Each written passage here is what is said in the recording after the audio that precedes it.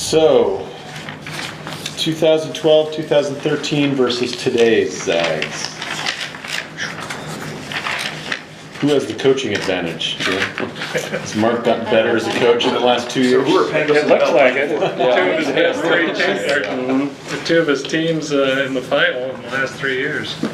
Guess he's figuring this out as he goes I along. guess he is. I wonder who's going to win the backcourt matchup. Yeah, you got Pangos and sophomore. Bell versus Pangos and Bell. Yeah, that's boy, 60 and 5. That's a combined record. So far, 60 and 4. 60 Yeah. 60 wins and 4 losses. And just by the numbers, I mean, field goal percent, both of them, this team's 53, that team is 50. 50, right? Both of them giving And up the defensive 38%. end, I mean, that's got to be the biggest discrepancy or margin between, makes and miss and holding on defense. Tom, does Gonzaga get a bad rap for defense? I mean, that's always that they're Yes, soft. I think they do. And then, they had that stretch here this year. You had 4 games in a row, and you held teams between 29 and 36%. I know Mark was really happy, and it felt like, that was kind of the goal. I mean, at one point this year, I think we were the only, us and SMU, ironically, a team that we blasted here, were the only teams who were in the top 15 in offensive field goal percentage and defensive field goal percentage. So it was pretty good. I mean, the numbers backed it up. But yeah, I think they have over the years. I think there have been some teams that have been pretty good defensively, and a lot of that's look over these last 4 years, Gary, Right. obviously, and then Shemmick's been really good. But I think over the years there have been some guys that have been pretty good defenders. Numbers-wise, Pangos is probably just a little bit better this year than he was in 13. But efficiency-wise and all those Right. ratings, turnovers, assists, he's through the roof. Yeah, right. He's a guy who wants the ball at the end of the game, he holds the ball to get fouled, to get to the Right. free throw line in the final minutes. Wiltshire, the way he's developing, I sure wish I knew how this team finished before I voted. Right before you voted. Yeah. Make it a little easier. Yeah. Let's hope we don't send them into the tank with some sort of curse. Oh, I hope not. Yeah. Good Yeah. Pretty good depth, both teams. Right. No, that bench on the 12-13 team. Yeah, Stock, Stour, Shems. Although I think both teams probably have at least one NBA guy on the bench. Yeah. I gotta think Sabonis is probably headed there. Who do you think wins that inside matchup? Ronnie? That's a tough one.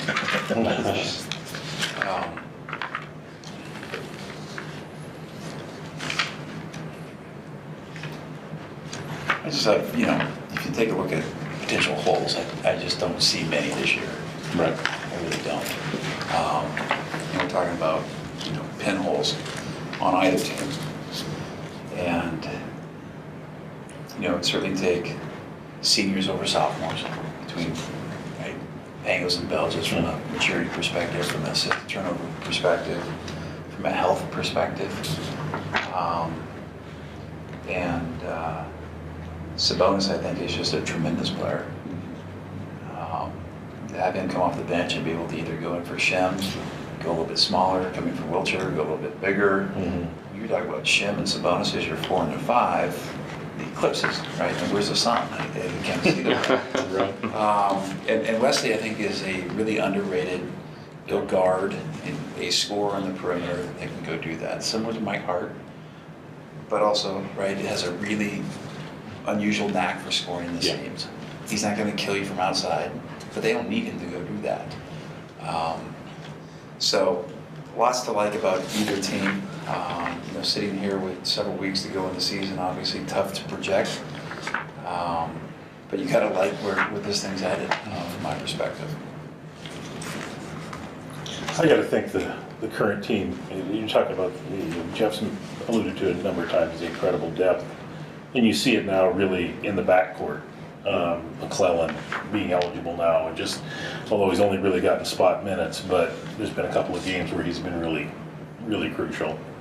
And, Kyle and the kind of spark that he brings, and Silas, who is already shown himself to be fearless when it comes to stepping up and taking a shot that needs to be taken. That's a lot of, that's a cushion that maybe the 2013 team didn't quite have. Yeah. Obviously, when Gary got hurt, that hurt in the Wichita State game,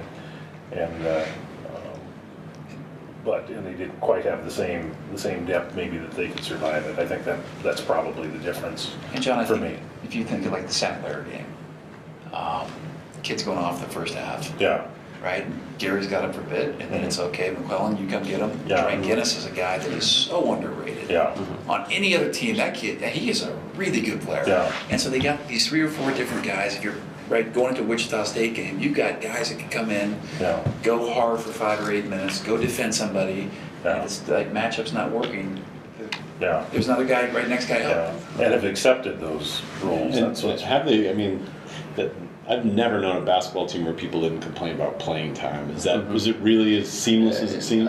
Yes, I think it is. Yeah, I You think know, it is. You know, Coach Hugh and I talked about that earlier today, you know, so you're down by 17 in the first half of St. Mary's, it's 11 points at halftime, the coaches are in their locker room talking. They walked in the locker room and there's nothing, you know, no bickering, no complaining, no pointing fingers, hey, you're shooting too much, or hey, you know, go get rebounds. Everybody's just, okay, coach, what are we doing now? What, you know, how do we get ourselves out of this hole and go and win? And I said it earlier, but I mean, Kevin and Gary, right? I mean, you can't state how important it is to have those 2 seniors who were, you know, willing to, you know, and you talk about like the Santa Clara game. I mean, Gary, we've talked about him for 4 years being a lockdown defender. The guy's going off, so coach brings in another guy, right? And Gary has no problem with it. He's fine, you know. And then after that game, I remember, you know, Coach Few grabbed Gary afterwards. Was like, hey, you're a winner. You know, he's like, you make plays that make this work for us, and everybody's happy. And I think that's, you know, unique, and probably why this team is, you know, is in a good spot to be the one. That happened the other night at St. Mary's. What you're talking about. They kept throwing ththose bigs at Brad Waldo, who was killing them early. Yeah. And by the end of the game, he could hardly stand up. I think he was out of gas. Yeah. Aaron Bright, the same way. He's playing 35, 37 minutes, and Yeah. he's got 4 different guys that might guard him in a half, Yeah. you know? And this team has a nice ability to just, the cumulative effect they have. Throw those bodies at you, that size at you. Is basketball itself evolving? You look at the Hawks and the Warriors, these teams that just run guys out. I mean, is it, could those teams with Morrison and, you know, scoring at 30 or points, is that style of basketball not win the way it used to? I think that's an awesome question. There's in my opinion, Jess, the NBA is certainly going that way. It's, from my optics, a welcome change. Right? And Carmelo Anthony scoring 28 a game and winning 6 games, that's just doesn't, right? Who cares? And watching the Atlanta Hawks and certainly how the Warriors go play and the spread of the court, the Spurs. Right, the Spurs might be a model for that. You know, and I remember Coach Calipari had this quote several years ago. He's like, I've been in a lot of NBA draft rooms, and there's one question I've never heard asked, which is, how many points did the kid average in college? Yeah. And I think today's players understand that. Right. And they understand, right, team being bigger than me. And I want to come to Gonzaga to go play in the tournament and go do these unbelievable things and look at the guys that have gone to go play. Doesn't matter if I scored 21 a game or 12 a game, it's can I go play? And I think kids really do buy in that. I think that culture has changed in the NBA from the 38 right point night. Yeah. That just isn't that big of The a 3 stars. Exactly. Yeah, and you saw with the 2 guards, is there's Pangos and Bell, their sophomore years, they were basically asked defer to the big guys, and they didn't have, and now as seniors, they continue to defer to the big guys. As they should, John. As they should, yeah. Because big guys rule. I think the game's gone to hell. I think you should rely on a one-eyed point guard looking for his J. That's when the game was pure. So Stephanie, this is the real question. You talked about Dickow's hair. Short hair Pangos or long hair Pangos? Go long. No. He's in college. Yeah. You know, I mean, a lot of them have their little, you know, I mean, I there's don't certain trust things him that they like that. don't do. There's superstition. Right. Are they superstitious in this sport like they are Oh, in yeah. baseball? You know, so if it's long, let it go long. If not, then keep it cut short. Yeah. Do whatever, you're still cute. Young. Yeah. Yeah, man. Well, All clearly right. I made my mind up a long time ago.